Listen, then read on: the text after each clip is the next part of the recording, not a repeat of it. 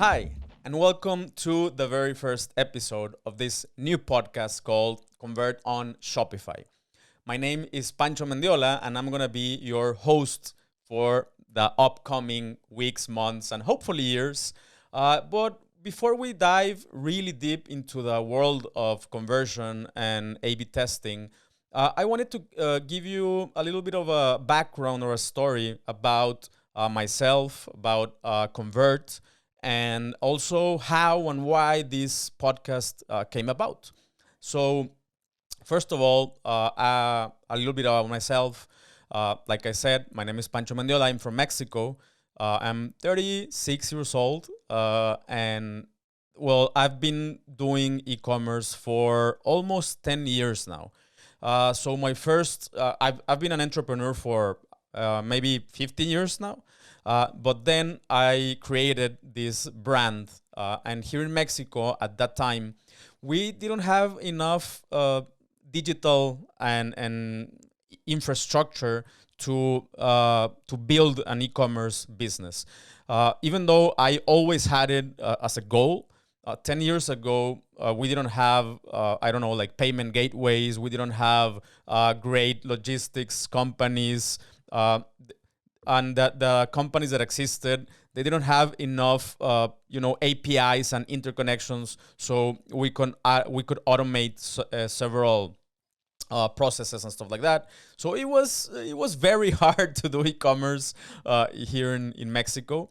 But like I said, I always had it in my mind that I wanted to do it. So a couple of years forward, we started to see some development in these areas. We started to get the main gateways such as PayPal. We started to get some of the worldwide carriers in logistics with a little bit more on technology and stuff like this. So I dove in and said, okay, I want to start doing e-commerce. I want to sell online. This company, well, it still exists, right? But it's a natural cosmetics, organic cosmetics brand. So I said, okay, a lot of other companies which I admire and we get a lot of inspiration from are already doing it. So I think it's about time. I know the conditions are not perfect. I know I mean, if I compare, if my country or the resources that we had here to other more developed countries, yeah, there's still a lot of things to that could be a lot better. But I said, I think it's enough. It's gonna be a matter of time now, since this for this to continue to develop. So I just dove right in. And the first thing I found was also a lack of understanding in development, specifically for e-commerce. I mean, we do have very good schools for developers, but since we didn't have any experience with e-commerce, the developers were more accustomed to building stuff, for information pages and CRMs and stuff like that. Not really the flow that you get in the more modern or that the online and e-commerce platforms that you have today. So it was that was the first challenge that I found once I started to do this. So I was looking for I started or tried to work with a bunch of developers. Have nothing against developers. I mean, they literally power the world right now. But I couldn't make it work. My understanding about e-commerce was very limited. Their understanding about e-commerce was very limited. So we couldn't reach to a point to build a platform that had good UX, good UI, and it was also like manageable and scalable. So I said, I think that for now there has to be a better solution. There has to be some type of platform that is like software as a service, and that's where I stumbled upon with Shopify. So I said, okay, this is a platform I think has everything I need. I don't know anything about coding. But I'm an entrepreneur. I like challenges. I like learning, and I want to grow. And that's the thing. I really want to grow. So I dove head into the Shopify ecosystem. I built my first store. Like I said, I think 10 years now already, and we launched this site. So to our surprise, in I think the first 6 months, the store began doing really well. So well that at that time we had I think 12 retail shops and like 300 um, small wholesalers that bought merchandise and products from us, and then basically resellers, right? So we had 300 resellers. We had, I think, 12 or I don't know how many, more than 10 retail shops of our own. And in less than a year, our online store managed to equal the sales of all those two other channels combined. So I was like, okay, here's something. I got really excited, and I said, okay, how can I make it even bigger? So I started studying a lot more about marketing. If you remember, in those days, yeah, we did have some ways to do advertisement, but Facebook ads didn't exist. Google ads were just starting. We had all these ads, banners and stuff like that, but we didn't have dynamic ads. We didn't have pixels and retargeting and none of that. So but still there were very few companies and people doing e-commerce in Mexico that I call those times, the golden ages of e-commerce, where you could do organic content and still get sales, because everyone, all of your followers could see your your posts and your promotions and sales and all that, the content basically that you put out. So that's around where I started, but then a lot more brands started to come in the e-commerce ecosystem. So I always try to find new and better ways to market our products, our brand. I started to look a lot into affiliate marketing or influencer marketing, but even influencers weren't called influencers at that time. Oh my God, I'm feeling like really, really old now. So anyways, the online store, we started to do a lot of strategies, a little more creative strategies and more, I would say, robust marketing strategies with email marketing, with influencer and affiliate marketing, and it started to work. So in our second year, we experienced like a very, very fast growth, and we got to a point where the online store was getting roughly 70% of all the revenue, if we include again these two channels or these business units, with the retail stores and all the resellers combined. So we had to make a decision. It was like, okay, so should we still keep those other channels alive? It's a lot of headaches. It's very, very hard to scale. You need more people. You need like a lot of assistance, and there's also a lot of problems in this process. So we decided to, not kill everything, but let's say to be more selective when it comes to which retails are doing best and which ones we should keep, more from like a branding perspective, and the same with the resellers. So we chose, or we keep choosing a little more carefully, like where we want our brand to be. And anyways, so far this brand is, again, I think 80% is coming from our online store.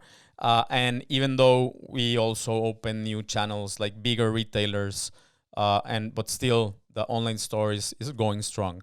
So that's kind of my background. This all happened a bunch of years back, and then a little bit forward, um, I I started to open other stores of my own. Also, I kind of became a consultant by accident because, well, first when I was doing e-commerce here in Mexico, everyone thought I was crazy. Like that's not gonna work. We're not there yet. And but then when things started to grow and our brand became a little bit more successful in this world, friends and acquaintances started to approach to me like, "Hey, man, can you help me out with this and with that? And I have questions, or can you help me build the store?" And yeah, so I kind of became first a consultant, and actually with one of my clients in that time, we had a very successful consulting session. I was able to help them grow in a bunch of their areas with their e-commerce business, and he asked me, "Hey, like this thing you're doing, we can it grow? Can is it scalable? Do you see like a business opportunity?" So long story short, we partnered up and we started an agency specialized in Shopify. So I've been using Shopify for 10 years now. I think I can use Shopify with my eyes closed. I know where everything is. I know how it works. I know the logic behind it. And I know the ecosystem fairly well. Um, so and then a little bit forward, I started my own podcast. I have a podcast in Spanish called Somos Merchants, and as you can tell, yeah, I'm a native Spanish speaker. So first of all, I apologize for my accent. I really hope that as I have more episodes and I practice my English a lot more, you can understand me a bit better and I can be more fluent, let's say. But yeah, Spanish is my main language. I speak English, but with a very very strong Latin accent. So again, I apologize for that. Anyways, I started a podcast. I also have a community where we help other entrepreneurs, mainly in Spanish, to with their e-commerce projects. So as you can tell, I do e-commerce a lot. That's my life. That's everything I do, at least from a work or a job perspective. And then how does Convert, like how I ended up with working together with Convert? That's a really sweet part of this story. So, well, since I've been basically a digital nomad, or I have had a digital businesses for quite a while. And at one point in my life, I was living in Playa del Carmen, which is a very beautiful beach in the Mayan Riviera. Probably you've heard of it. So I was living there and working there as well. And I started to go to this co-working space, and there we would mingle and network with other entrepreneurs. I mean, you can tell that people are entrepreneurs because they are working in a co-working space, and most of them are expats. I mean, I was not an expat, but most of them were. And this is where I met Dennis. So Dennis is the founder of Convert. And we met in one of these events in the co-working. Actually, Dennis helped the co-work get started and kind of become a business. So Dennis was always looking for ways to help the entrepreneurship or entrepreneur ecosystem in Playa del Carmen and pretty much everywhere he goes. So we met. We kind of had very similar. Businesses are all digital, all based on e-commerce. So we hit it off quite well. And then he invited me to his mastermind group where I met other digital entrepreneurs, all of them expats as well. I was actually the only Mexican in our mastermind group, which was hosted in Mexico. But from there, he became kind of my mentor. I mean, he has a lot more experience than I do in the very technical side of e-commerce. I mean, I was still scaling at that point, but he already had Convert, and he was already growing Convert and working with these big companies on conversion rate optimization, which is what's going to be the main topic of this podcast. So anyways, we hit it off very well. He became my mentor. We discussed a lot of things about e-commerce.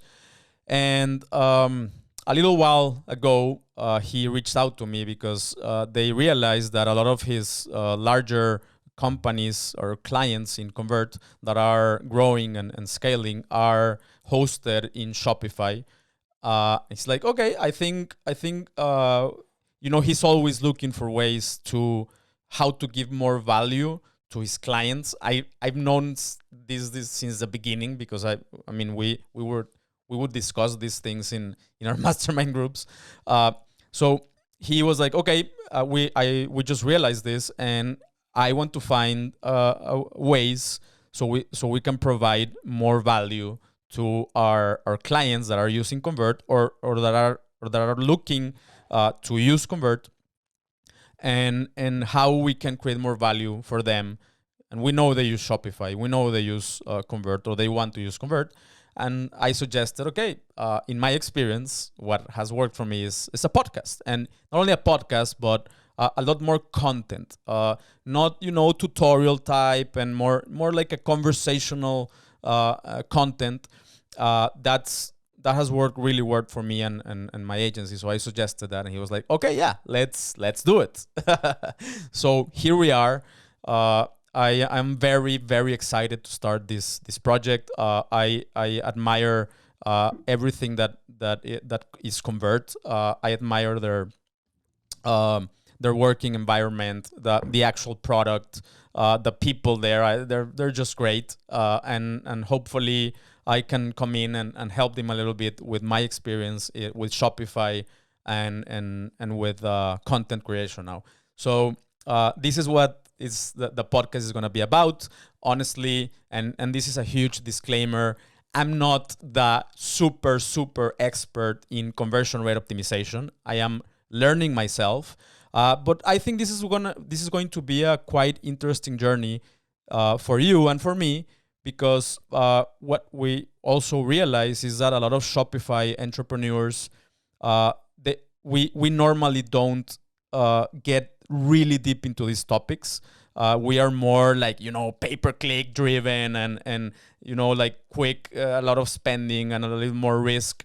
And a couple of years ago, that doesn't seem to be working as the same anymore. We're going to get into more deep into this in the next episodes. But I said, okay, I need to focus on conversion, not only traffic. And so I'm in this journey as well. I'm learning a lot from people also in Convert with doing my research. And we're also going to have a lot of experts, guests that already have companies and doing e-commerce or conversion rate optimization experts from within Convert, from agencies that actually do conversion rate optimization for other clients. So I'm going to invite people. I'm going to learn from them myself, and hoping that you can also learn from them. So we're in this together. Don't feel overwhelmed with conversion. It's a very, very broad and I don't want to say hard, but complex subject. But we're in this together. I'm gonna learn myself, and we're gonna take this journey together. Anything you need, feel free to contact us through Convert, through whatever channel you can find us, and we're here to help. Again, sorry for my very, very strong accent, and I'm gonna see you in the next episode. See you.